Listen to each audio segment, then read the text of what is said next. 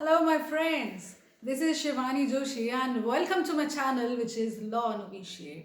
हम कल तक के वीडियो में ऑलरेडी डिस्कस कर चुके हैं प्रोविशन ऑफेंडर एक्ट के ऊपर, जिसमें हमने डिस्कस किया था section 1, 2, 3 and 4 which is completed. And अगर आप में से किसी ने भी मेरा वीडियो नहीं देखा है या फिर आप चूक गए हैं कोई भी वीडियोस देखने से, तो प्लीज़ आप मेरे उन वीडियोस को देखें, लाइक कीजिए, सब्सक्राइब कीजिए, शेयर कीजिए. अगर आपको कोई क्वेरी है तो प्लीज़ मुझसे पूछिए. हम ऑलरेडी डिस्कस कर चुके हैं क्रिमिनल एक्ट के माइनर्स को, जो था प्रोबेशन ऑफ ऑफेंडर एक्ट. आज हम लेंगे सिविल एक्ट. और सिविल एक्ट में भी बहुत सारे माइनर्स होते हैं और उसकी अपनी एक इम्पोर्टेंस होती है. फॉर एग्जाम्पल सिविल एक्ट में होता है limitation act, TP act, contract act, और सिमिलर उसी वे में है specific relief act 1963. Specific relief act enforcement में आया 1 मार्च 1964. स्पेसिफिक रिलीफ एक्ट की अपनी एक अलग ही इंपॉर्टेंस है. For example we can say specific relief act enforcement में इसीलिए आया अगर पार्टीज के बीच में कॉन्ट्रैक्ट होता है और अगर कॉन्ट्रैक्ट ब्रीच हो जाए, तो ब्रीच होने से वी ऑल नो कि ब्रीच होगा अगर किसी कॉन्ट्रैक्ट का तो उसका लॉस भी होगा किसी पार्टी को. तो जो पार्टी जिसे ऐसा कोई लॉस कमिट हुआ या जिसे कह सकते हैं डैमेज हुआ या इंजरी कॉज हुई जिस भी पार्टी को, उसके इस लॉस को या उसके इस डैमेज को जो पार्टी सफ़र कर रही है, जो पार्टी एग्रीव्ड पार्टी है, उसके इस राइट को प्रोटेक्ट करने के लिए स्पेसिफिक रिलीफ एक्ट को एनफोर्समेंट में लाया. और कह सकते हैं कि एज इट इज कॉन्ट्रैक्ट को परफॉर्म करवाना इज स्पेसिफिक रिलीफ एक्ट. और दूसरा रीज़न ये भी है कि स्पेसिफिक रिलीफ एक्ट को इन्फोर्समेंट में लाना इज़ वेरी इंपॉर्टेंट. वाई?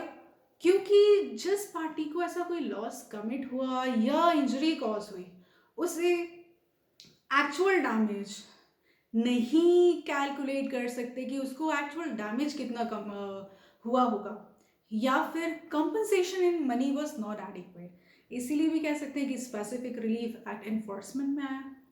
तो आगे बढ़ते हैं स्पेसिफिक रिलीफ के प्रोविजन की तरफ. सेक्शन 1 कहता है एसआरए का कि इसका एक्सटेंशन क्या होगा, इस एक्ट का शॉर्ट टाइटल क्या होगा और इसका कमेंसमेंट क्या है. First of all, Specific Relief Act is also known as the Specific Relief Act 1964. 1964 इसके इन्फोर्समेंट डेट है. हमने ऑलरेडी डिस्कस कर लिया है कि स्पेसिफिक रिलीफ एक्ट 1 मार्च 1964 को इन्फोर्समेंट में आया है. सेकेंड इसमें पॉइंट है कि इसका एक्सटेंशन कहाँ तक है. तो एसआरए का एक्सटेंशन इंडिया के अलावा जम्मू एंड कश्मीर में भी है 31 अक्टूबर 2019 से. एंड थर्ड पॉइंट इसका ये है कि ये एक्ट कब से कमेंसमेंट में आएगा, जब सेंट्रल गवर्नमेंट नोटिफिकेशन के थ्रू अपॉइंट करेगी, उस दिन से ये एक्ट एनफोर्समेंट में आ जाएगा. ये है सेक्शन 1. इसकी फटाफट से एक समरी हम लोग समझ लेते हैं. सेक्शन 1 कहता है इसका short title, extend and commencement. First point इसका ये है कि ये जो एक्ट है इसे हम कहेंगे specific relief act 1963. Second point इसका ये कहता है कि इसका एक्सटेंशन कहाँ तक होगा. एक्सटेंशन होगा इसका India plus Jammu and Kashmir के स्टेट पे. थर्ड इसका है कमेंसमेंट. कमेंसमेंट इसका कब से होगा, जब central government by notification appoint करेगी. यह है section 1. Section second is very important. Definition. सबसे पहली डेफिनेशन एसआरए में आती है ऑब्लिगेशन की. ऑब्लिगेशन मतलब क्या होता है. ऑब्लिगेशन मीन्स ऐसी कोई भी ड्यूटी, कोई भी ऑब्लिगेशन जो कि हम लॉ द्वारा इन्फोर्सिबल करवा सकते हैं.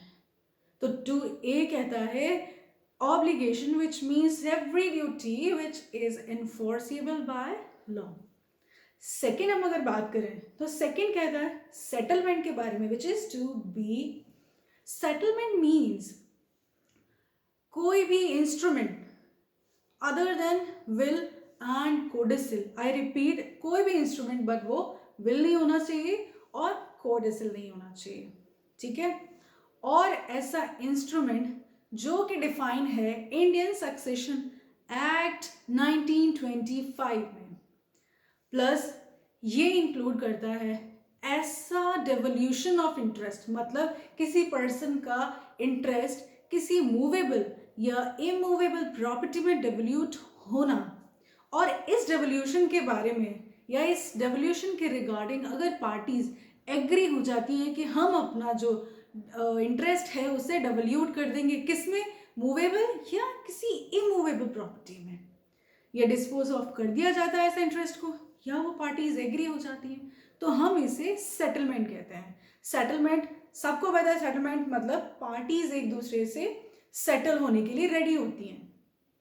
इस पॉइंट ऑफ व्यू से सेटलमेंट मतलब ये है कि कोई ऐसा इंस्ट्रूमेंट जो कि विल या कोडेसिल नहीं है और जो डिफाइन है इंडियन सक्सेशन एक्ट के 1925 में, और ऐसा कोई भी इंटरेस्ट जो पार्टी द्वारा डेवल्यूट कर दिया जाता है मूवेबल या इमूवेबल प्रॉपर्टी में, जो पार्टी एग्री कर ले, ये हुआ सेटलमेंट, विच इज 2P।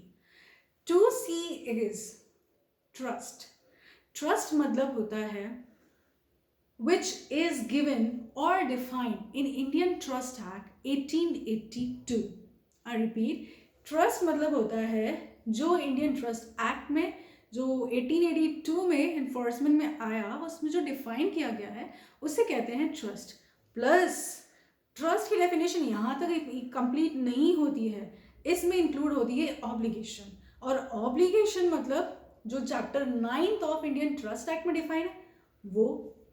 तो यहाँ ट्रस्ट में 2 चीज़ें इंक्लूड है, 2 थिंग्स इंक्लूड है। आई मीन फर्स्ट इज जो section 3 of Indian trust act 1882 में डिफाइन है, plus it includes obligation also जो उसी एक्ट के चैप्टर 9 में इंक्लूडेड है।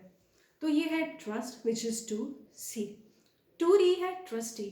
ट्रस्टी मतलब होता है कोई भी पर्सन जो एज अ ट्रस्टी अपनी कोई भी प्रॉपर्टी को होल्ड किया हुआ है, ठीक है। ट्रस्टी मतलब होता है कोई भी पर्सन जो ट्रस्ट की प्रॉपर्टी को होल्ड किया हुआ है, ओके।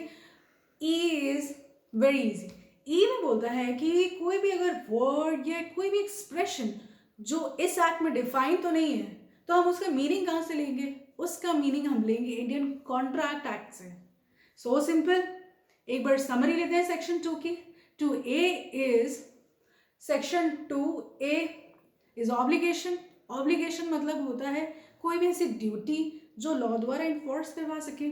सेकंड कहता है सेटलमेंट अदर देन विल और कोडेसिल होनी चाहिए, जिसे डिफाइन किया गया है इंडियन सक्सेशन एक्ट के 1925 में।